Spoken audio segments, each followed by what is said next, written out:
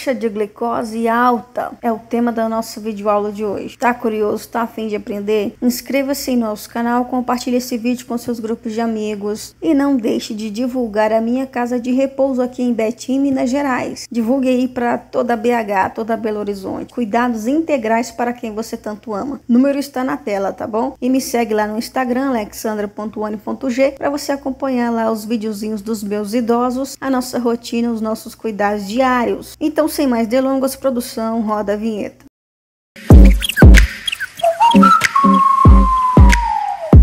Queridos, nessa videoaula nós estaremos debatendo um tema muito importante, né? Como diminuir o nível de açúcar no sangue, glicose alta, hiperglicemia, né? Quais os cuidados? Tá curioso? Tá querendo aprender? Então vamos começar a nossa videoaula. Meus queridos, nós sabemos que a glicose alta, também conhecida como hiperglicemia, lembrando que pré-diabetes, se você olhar a sua glicose em jejum e ela tiver igual ou maior que 126 miligramas por decilitro, você já é pré-diabético, 2 medidas consecutivas, tá? E uma refeição pós-prandial, você acabou de alimentar, foi lá e mediu a glicose, né? Com o seu glicosímetro, suas lancetas, fita de glicemia, e deu um valor lá, digamos que 148 miligramas, tá dentro do limite, porque você acabou de se alimentar, seu corpo está recebendo aquela energia calórica. Agora veja bem, se após uma refeição, sua glicose der acima de 200 miligramas por decilitro, o limite é de 140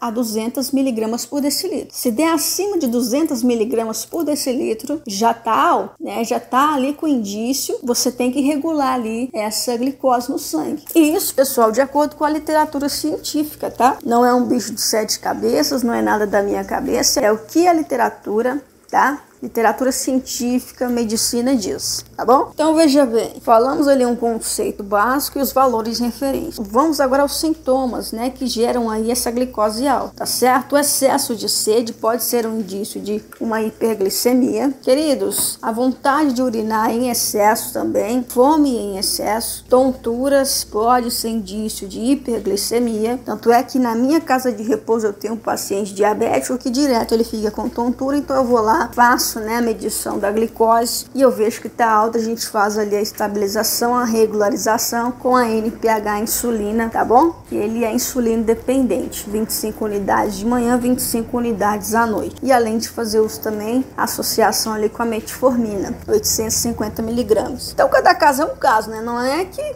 o caso dele seja assim, né? A prescrição dele esteja assim, que a sua também vai ser assim. Temos o diabetes tipo 1, que ele é insulino dependente, precisa da insulina para que a glicose entre dentro da célula. Já o diabético tipo 2, ele tem uma resistência à insulina. Então, é preciso fazer uso de certas medicações para que essa resistência se estabilize e a glicose consiga entrar nas células sanguíneas, tá bom? Nas nossas células corporais. Então, veja bem, entre outros sintomas, cansaço, fadiga, emagrecimento repentino, sem redução de ingesta de calorias. Então, a pessoa emagrece, mas não tem redução das calorias. Dificuldade na cicatrização de certas, né, feridas, lesões, dor de cabeça, labirintite. Vou novamente frisar na tontura, então fique alerta que tontura é um sinal de alerta. Eu fiz até um vídeo falando sobre tontura ou vertigem, que é a mesma coisa. Náuseas e vômitos frequentes, queridos, visão embaçada, então fique alerta aí, fique atento. Então, Anne, quando eu devo fazer o exame de glicose, né, em jejum? Pessoal, o exame de glicemia em jejum, ele serve para medir o nível da glicose, o nível de açúcar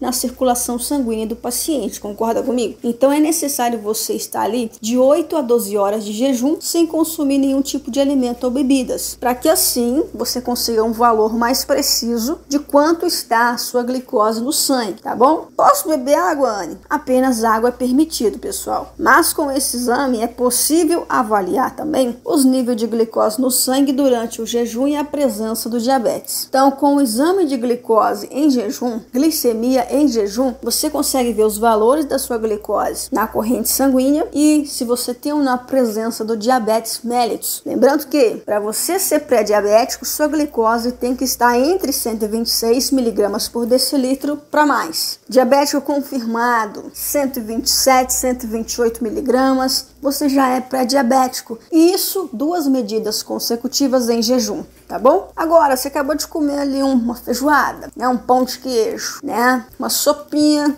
muito legumes, bem temperado, um sazonzinho bacana. Querido, olha só, é bom evitar esses temperos industrializados para quem é diabético, tá bom? Se você acabou de fazer uma refeição ali calórica, uma macarronada bem recheada, é claro que sua glicose vai ter alta. Então, uma medição pós-prandial, pós-refeição, vai dar um indício entre 140 miligramas até 200 miligramas. É o limite. Não quer dizer que tá ruim. Agora, se você acabou de comer, esperou meia hora, fez a medição da glicose e deu acima de 200 miligramas por decilitro, você já tem que corrigir essa glicose aí e diminuir aí na quantidade de açúcar que você consome, seja no macarrão, seja no doce. A gente sabe que macarrão e arroz tem açúcar, por isso que é indicado o arroz integral, por isso que é indicado o adoçante, bebidas mais light, nada de muito doce. Ô Anne, como eu vou saber que a minha glicose está baixa? Que eu posso ali ter uma síncope, um desmaio, um rebaixamento de consciência, até mesmo uma parada cardiorrespiratória devido a uma hipoglicemia. Baixo nível de glicose no sangue pode gerar óbito, tá, pessoal? Então fique atento aí. Valores inferiores, de acordo com a literatura científica, medicina, tá? SBD, Sociedade Brasileira do Diabetes, diz que valor menor, igual ou menor que 70 miligramas por decilitro, fique atento. Coma algum docinho, faz alguma ingesta de carboidrato, tá certo? Para aumentar o nível de glicose. 110, 115, 118, tá bacana. Aumentar para não dar uma hipoglicemia e você vir a ter problemas mais graves. Eu gosto muito de falar sobre esse tema porque muitos inscritos meus me procuram para esclarecer dúvidas, tanto no Instagram como aqui também no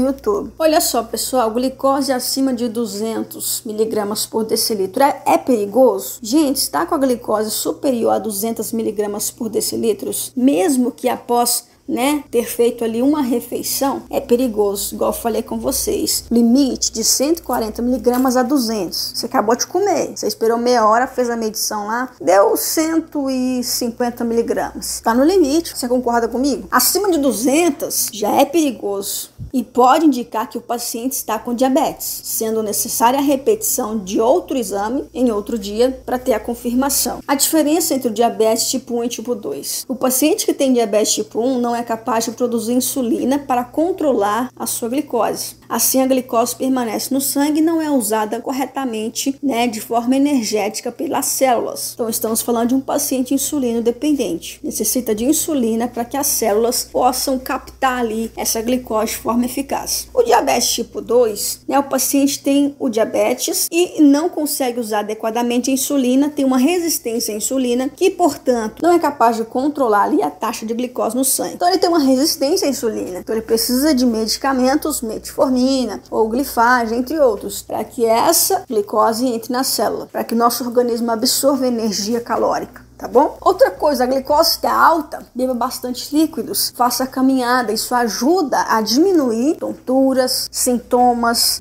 como cansaço, fadiga, dores, tá bom? Tudo isso ajuda a diminuir a glicose. Diabetes gestacional, Anne. O diabetes gestacional é um tipo de diabetes, pessoal, que acontece durante a gravidez, geralmente após a 20ª semana de gestação e ocorre em aproximadamente 4% de todas as gestações. Então é importante ali o pré-natal por isso, para fazer, todos os exames, fazer a suplementação correta, já fazer uso ali do ácido fólico para prevenir malformação congênita no tubo neural do bebê. Então, veja bem, o que fazer quando a taxa de glicose está alta? É o principal assunto do nosso vídeo. Beber bastante água depois de comer, usar medicamentos conforme prescrição médica e principalmente a insulina para quem é diabético tipo 1, reduzindo o volume de carboidratos durante as refeições, aumentar o consumo de fibras. Pessoal, que são fibras? São os integrais, são as verduras verdes, tá certo? Preencha metade do seu prato com vegetais. Evite os alimentos com triglicérides muito altos, gorduras muito altas. E faça ali o seu check-up diário, quando necessário, o exame de hemoglobina glicada, porque ele dá um resultado mais preciso a longo prazo. O médico avalia a longo prazo como é que foi os resultados da sua glicose e te dá ali um diagnóstico fechado. Então fica atento aí a essas dicas, essas informações. Se tem alguma dúvida, deixe nos comentários. O tratamento consiste em cuidados pessoais, hábitos de vida saudáveis, atividade física, controle do diabetes utilizando o glicosímetro, várias medições ao longo do dia, no mínimo 2 a 3, para controlar o diabetes, o nível de glicose no sangue, tá bom? E nada de ficar emprestando o seu glicosímetro, as suas lancetas para outras pessoas. Você não sabe como é que tá a imunidade dessas pessoas, se elas têm algum comprometimento vascular, se elas têm alguma DST, AIDS, por exemplo. Você fura seu dedo ali com o glicosímetro de outra pessoa, você está correndo risco de vida. Sua imunidade vai cair, você vai estar suscetível a contrair diversas patologias, tanto respiratória como,